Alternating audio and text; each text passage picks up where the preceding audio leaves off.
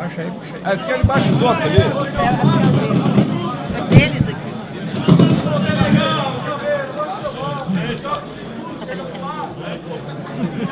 O que aconteceu ontem no Tribunal Superior Eleitoral é muito simples.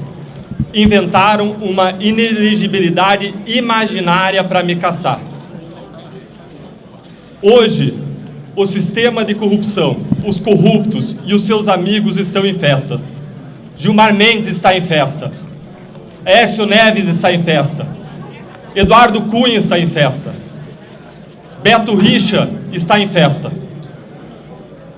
A verdade é uma só. Eu perdi o meu mandato porque eu combati a corrupção. E hoje é um dia de festa para os corruptos e é um dia de festa para Lula.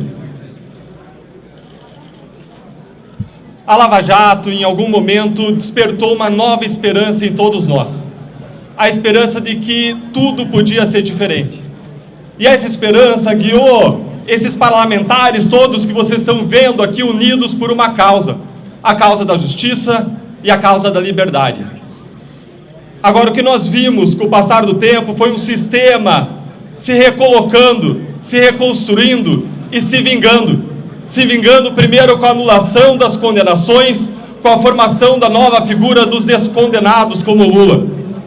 E em seguida nós vimos um sistema retalhando contra quem cumpriu a lei, contra os agentes da lei, contra quem ousou combater a corrupção no Brasil. Eu fui caçado por vingança.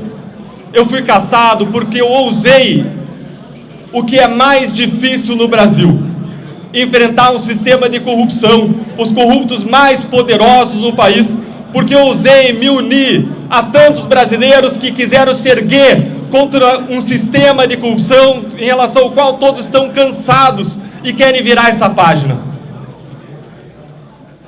O presidente da República e o seu Partido dos Trabalhadores pediram a minha cassação.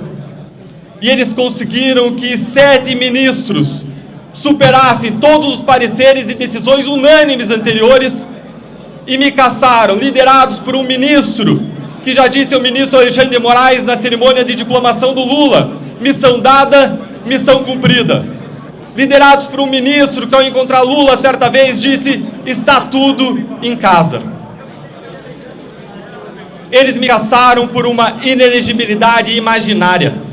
A Constituição e a lei da ficha limpa é clara. Ficam inelegíveis membros do Ministério Público que saem na pendência de processo administrativo disciplinar. É clara, é objetiva. Existia algum processo administrativo disciplinar? Não, nenhum, zero. Mas eles construíram suposições. Uma primeira suposição de que reclamações poderiam se converter em algum procedimento disciplinar. Uma segunda suposição de que algum poderia gerar condenação. Uma terceira suposição de que alguma condenação poderia ser a demissão. E uma quarta suposição de que eu sabia tudo isso, como num Minority Report em que você sabe o futuro. Agora, de modo muito contraditório, porque se eu soubesse o futuro, eu poderia antecipar esse dia e essa decisão esdrúxula contra o direito, em que eles aplicam o direito da força e não a força do direito. Me punir nesse caso é como punir alguém por um crime futuro, ou pior, é punir alguém por uma acusação que não existe. É punir alguém por uma condenação que ainda não existe. E em relação a mim, eles inverteram a presunção de inocência, que beneficia tantos corruptos com recursos infinitos, mas para quem combate a corrupção, o que vale é a presunção de culpa. Eles inverteram a presunção de inocência e transformaram em presunção de culpa, ao arrepio da lei. O Tribunal Superior Eleitoral disse que eu fraudei a lei. Mas foi o Tribunal Superior Eleitoral que fraudou a lei e fraudou a Constituição, ao criar uma nova inelegibilidade contra a lei e contra o que diz a Constituição, que em decisões unânimes do próprio TSE, que na doutrina unânime, toneladas de textos escritos dizendo que restrições a direitos fundamentais, que restrições a direitos políticos jamais podem ser elasticidos, jamais podem ser interpretados de modo extensivo, de modo ampliativo, com analogia. E foi exatamente o que eles fizeram, fraudando a lei, fraudando a Constituição para me punir. Eu perdi o mandato para evitar um suposto processo disciplinar que nunca existiu.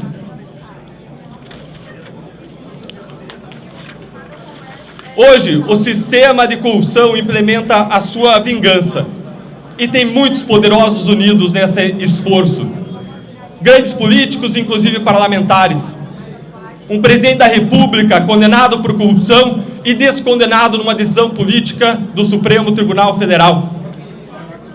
Nós vemos ainda unidos certos ministros do Supremo Tribunal Federal e do Tribunal Superior Eleitoral que sempre se opuseram à Lava Jato, especialmente quando ela atingiu os seus políticos corruptos de estimação. E como diz a Bíblia, até quando os maus continuarão alegres? Até quando se mostrarão orgulhosos e se gabarão dos seus crimes? Até quando os maus continuarão alegres? Até quando os maus seguirão orgulhosos e se gabando dos seus crimes no nosso país? Hoje, Aécio Neves tem mandato. Hoje, Beto Richa tem mandato. Hoje, Lula tem mandato. Agora, quem combateu a sua corrupção perde o mandato.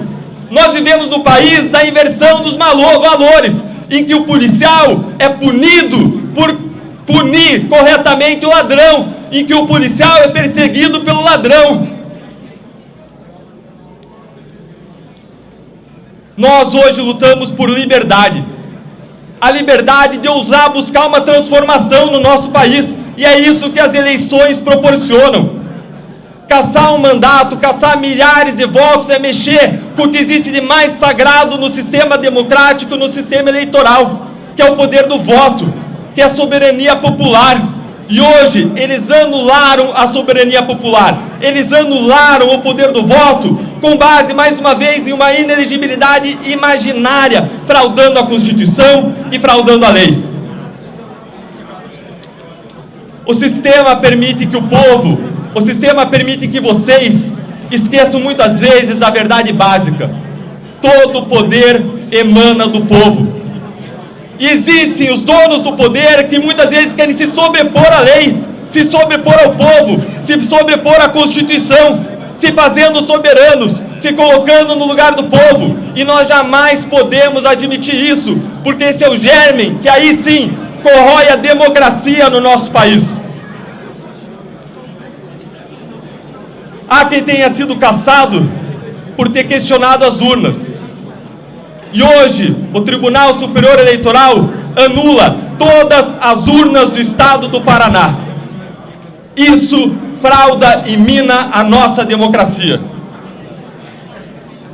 Se eles podem anular a voz de tantos, o que é que vai impedir eles? Qual é a dificuldade que haverá de anular a sua voz, de anular a voz dos brasileiros, de anular a voz dos parlamentares que estão aqui, com que eu tive o privilégio de lutar ao longo desses meses de mandato, com honra, com orgulho, para fiscalizar o poder executivo e os seus desmandos. As eleições são a porta da transformação numa democracia.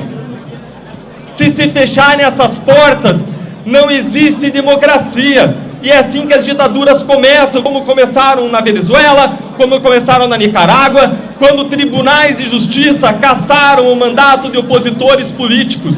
E é esse o risco que nós vivemos hoje no Brasil. Instituições precisam ser respeitadas. Agora, instituições são compostas de pessoas. E o nosso problema no Brasil é que as instituições são boas, mas existem muitas pessoas ruins. E se cercear de criticar as pessoas para não manchar as instituições é contraditório. É uma incoerência. Porque deixar de criticar as instituições que elas mesmas, deixar de criticar as pessoas que elas mesmas corroem as instituições é enfraquecê-las, porque são elas que corroem as instituições. Nós precisamos ter a coragem, nós precisamos ter a liberdade de criticar os desmandos e as arbitrariedades dos poderosos. E se hoje eles cometem arbitrariedades comigo, com um mandato eletivo, quanto mais podem fazer com toda a sociedade brasileira, quanto mais no dia seguinte vão fazer com cada um dos adversários políticos do governo de ocasião. Desde que eu entrei no Congresso, muitas pessoas me perguntaram se eu estava gostando de estar aqui. E a minha resposta sempre foi a mesma. Eu não me pergunto se eu estou gostando. Eu me pergunto se eu estou mais próximo do meu propósito. Um soldado no campo de batalha, ele não pergunta se o seu travesseiro está macio. Eu não estou aqui por um cargo. Eu estou aqui por um propósito. Eu estou aqui por uma transformação. Todo tombo dói. Mas eu não vou desistir. Como muitos cristãos ao longo da história, quando parecia que eles tinham tomado um tombo e que era um fim, na verdade aquilo era um novo começo. E hoje é um novo começo para a minha voz. Com esse tombo eu convido que todos que lutam contra a quebra da liberdade, contra a quebra da democracia, contra os abusos poderosos, que se reergam desse tombo comigo, unindo a sua voz, unindo a voz de uma oposição que hoje...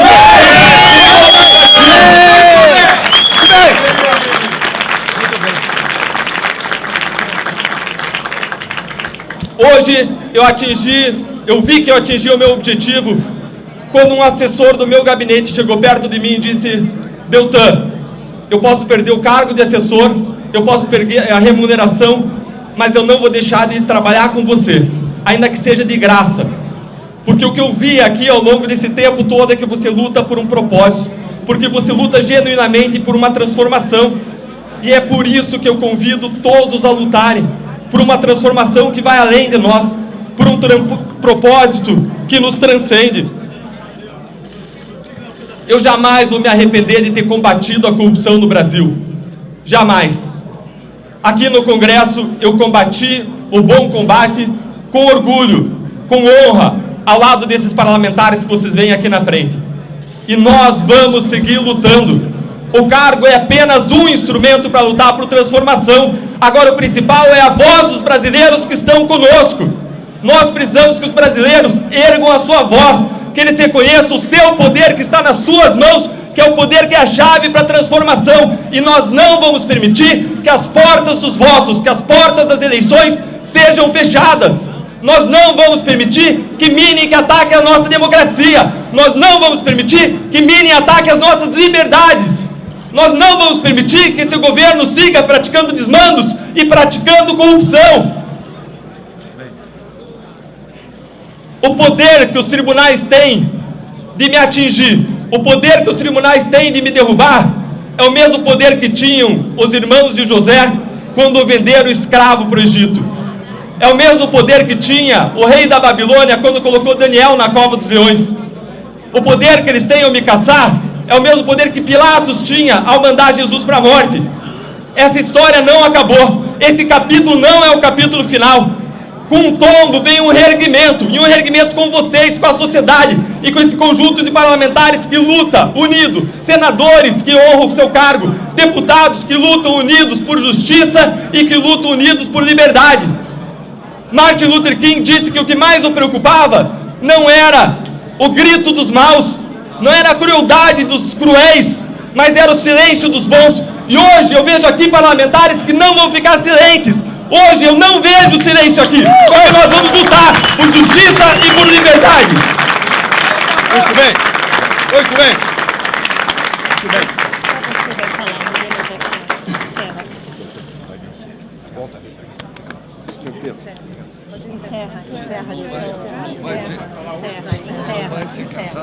Agradeço a todos pela presença. A gente vai encerrar a coletiva hoje e vai ficar à disposição para questionamentos por meio da nossa assessoria de comunicação. Obrigado. Muito bem.